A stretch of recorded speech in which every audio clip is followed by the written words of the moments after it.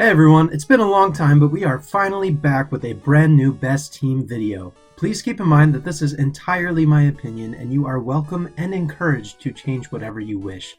If you have suggestions on how to improve this team, please leave them in the comments. I do exclude legendaries from my team selections and try to cater the team to be as accessible and optimal to the average player as possible. For this video specifically, please keep in mind that this team has been built for Black and White 2 versions. If you are playing Black and White 1, this video may not be the best for you, but I do plan on covering these games in the future. Without further ado, here is what I believe to be the best team for Black and White 2 with Tepig as your starter. Tepig is an awesome choice for Black and White 2 version as it has excellent type matchups for the entire playthrough. This Pokemon is great for early gyms like Sharon and Berg, as well as late game challenges like Elite Four Grimsley and Team Plasma Colress. Emboar seems to often be overlooked because of starters with shared typings such as Blaziken and Infernape, but this Pokemon is very strong in this region with its powerful offensive typing and stats. I decided a full physical moveset is best on this Pokemon with the moves Flare Blitz, Superpower, Wild Charge, and Earthquake. All of these moves are very powerful and work together to cover many of Emboar's weaknesses. Wild Charge specifically is great for water and flying types, which would otherwise be an issue for Emboar. You unfortunately get this TM very late in Victory Road, but in the meantime you can teach Emboar Thunder Punch from a tutor in Driftvale City. Similarly, Flare Blitz is a late level up move at 62, but you can sub this with Fire Punch from the same tutor or Heat Crash via level up. Superpower is Emboar's strongest stab fighting move option and is coincidentally also a move tutor move, which you can pick up in Lentimus Town. Finally, Earthquake rounds off the moveset and is learned by TM found on Route 15. Overall, Emboar is an absolute physical powerhouse, but if you really want to make this moveset shine, you should consider grinding the Battle Subway a little bit to obtain the Choice Band item. The Battle Subway is accessible as soon as you reach Nimbasa City. Although this item is restrictive, it will almost guarantee that Emboar secures a knockout every time it enters battle with its insane 50% power boost to physical attacks.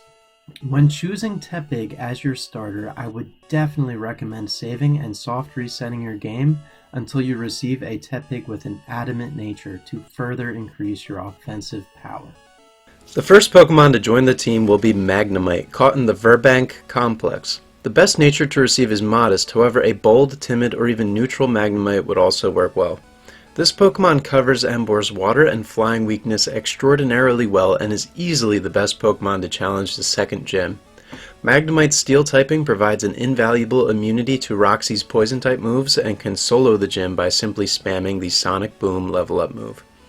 Aside from Roxy, this Pokemon is very strong against gym leaders Skyla and Marlin while providing a valuable pivot with the move Volt Switch. It is also quite easy to evolve Magneton, as all you'll need to do is level it up one time in Chargestone Cave. In the meantime, I recommend you pick up the Eviolite item from Castelia City to improve Magnemite and Magneton's ability to pivot. This is especially useful if you are playing on set mode, and pairs very well with the Choice Band Emboar, since you can easily swap around and choose optimal moves. The final moveset from Magnazone is Thunderbolt, Flash Cannon, Tri-Attack, and Volt Switch. Since Thunderbolt is another late game TM, please use the move Discharge instead, learned by level up, until you obtain this. Flash Cannon is a TM move obtained in Twist Mountain and is to my knowledge the only special attacking Steel type move in the game. Volt Switch is a TM once you defeat Gym Leader Elisa. Tri-Attack is super easy to obtain as you simply go to the move reminder at the Pokemon World Tournament and relearn it on Magneton. Please keep in mind that this move is inaccessible after you evolve Magneton into Magnazone, so make sure you learn this before you evolve Magneton in Chargestone Cave. Tri-Attack is a normal type move which has a chance to either burn, freeze, or paralyze your opponent on contact, which comes in handy more often than I originally thought when I initially tested this team. Overall, Magnazone covers a lot of weaknesses, is a strong special attacker, and a super valuable pivot. Plus, a steel type is always great to have on any team. One of the biggest issues with the Unova region is that there aren't very many good water type options. However, there is one very good water option that is obtained early in the game. In Castelia City, you can catch the Pokemon Eevee, which has the potential to evolve into the water type Vaporeon. Vaporeon is an outstanding water type Pokemon and can learn the Surf HM, which will help you traverse the Unova region. Eevee is only a 5% encounter chance, but you can guarantee an Eevee by using Repel manipulation. I have a full video on Repel manipulation, but if you aren't interested in learning, just head to this area of Castelia City with a level 18 Pokemon leading your party and a Repel active to encounter Eevee. I would encourage you to watch my Repel manipulation video though, as it is very useful for playthroughs and Nuzlockes. Vaporeon's main role on the team is to use the Surf HM. However, it also provides much needed bulk and can use Ice-type moves to counter the many Dragon types of Unova. To evolve Eevee into Vaporeon early, you can get a Water Stone by exchanging points earned on the Nimbasa City Battle Subway. The moveset I've decided on for Vaporeon is Surf, Ice Beam, Toxic, and Acid Armor. You get Ice Beam relatively late in the game as a TM in Giant Chasm, but in the meantime, the level up move Aurora Beam will do the trick. Acid Armor is a level up move which enhances Vaporeon's tankiness and pairs well with Toxic, found as a TM in Seaside Cave. All around, Vaporeon is a solid water type that offers a lot of coverage and utility. One of the coolest aspects of this team is that you can build the majority of it around the second and third gym battles, which is very early for a full team of 6. In Black and White 2, you can catch a Sandile before the third gym on Route 4.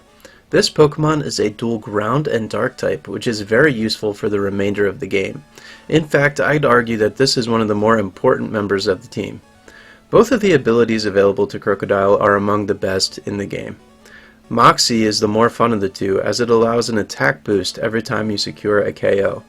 Intimidate lowers your opponent's attack stat every time you are switched in and pairs well with Magnazone's Volt Switch attack. Either way, this Pokemon is incredibly versatile and provides a well-needed electric immunity for Vaporeon and a psychic immunity for Emboar. The dark typing is also very useful for the Elite Four, while the ground typing is immediately useful for the electric type gym leader Elisa. In fact, just before Elisa, you can teach Sandile the Dig TM and perform very strongly into her team with just this Pokemon. The moveset I had chosen for Krookodile is Earthquake, Crunch, Rock Slide, and Aerial Ace. Dig is acceptable until Krookodile can learn Earthquake. Rock Slide and Aerial Ace are both learned by TM. The Rock Slide TM is found on the 3rd floor of the Mistralton Cave, and the Aerial Ace TM is found at the end of the runway in Mistralton City, and provides coverage against fighting types. The next Pokemon is caught around the same time as Sandile and is the Fly HM user of the team. Sigilyph is caught in the Desert Resort and is a strong Psychic and Flying type Pokemon. While this Pokemon is quite unusual looking, it provides a switch-in to fighting and ground type moves which threaten teammates such as Magnazone, Krookodile, and Emboar. In return, these Pokemon can handle Ice, Rock, and Electric type moves aimed at Sigilyph, creating very good team synergy. Additionally, this Pokemon will be very strong into the Elite Four, specifically handling threats from Marshall and Caitlyn very well with the given moveset. Sigilyph will have the moveset Psychic, Shadow Ball, Ice Beam, and Fly. Shadow Ball and Ice Beam have both been previously mentioned, so I will not cover where to get these TMs. However, the TM Energy Ball is a good alternative in Espertia City once you have HM Surf. Although strange looking, I truly believe that this Pokemon really rounds out the team in a noticeable way once you add it to the squad. It forms a very strong fighting, dark, and psychic core between itself, Krookodile, and Emboar, covering each other's weaknesses.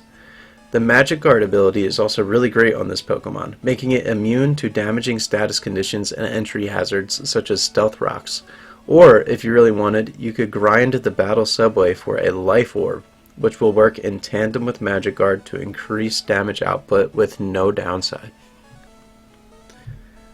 Haxorus is the final member of this team, and you can catch this Pokemon as an Axew in Mistralton Cave. Note, this is the same location you can get the Rock Slide TM for many of the other members of this team just outside of Driftvale City.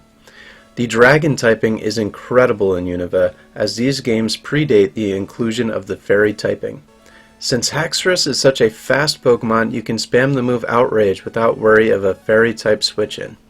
Haxorus' speed also allows it to KO other Dragon-type Pokemon most of the time before they can even move, which is very helpful into trainers like Drayden, and especially Champion Iris. The moveset I like on Haxorus is Dragon Dance, Outrage, Earthquake, and Rock Slide. Mold Breaker is the ideal ability on Haxorus since it will allow Earthquake to ignore the Levitate ability. Since Earthquake and Rock Slide have both been covered previously and Dragon Dance and Outrage are level up moves, I won't spend too much time on the moveset. Haxorus is just a monster of a Pokemon and will absolutely not disappoint as a setup sweeper of the team. Often you can pivot in using Magnazone's Volt Switch and set up Dragon Dances for easy sweeps. The Ice weakness is also easily covered by none other than your starter, Emboar, very well. Emboar's dual Fire and Fighting type is a perfect switch in to Ice type moves. Haxorus rounds off this team in such a perfect way, and I could not be happier with our final team of 6. This concludes our final best Tepig team for Pokemon Black and White 2 versions.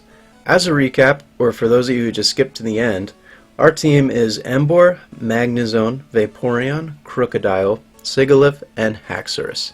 This team does a great job covering its own weaknesses and has an answer to every important battle in the Unova region. Make sure to like the video if you've made it this far and enjoy the team. If you'd like to catch future Best Team videos, be sure to subscribe so you don't miss new content. Also, please make sure to comment below your teams that you've used in Unova to inspire viewers who are new to the game. Team building comments go a long way in helping me build out future teams and may even be featured in a future video. With all that being said, thank you very much for watching, and I hope you enjoy the team. I'll see you next time and wish you luck in your Unova journey.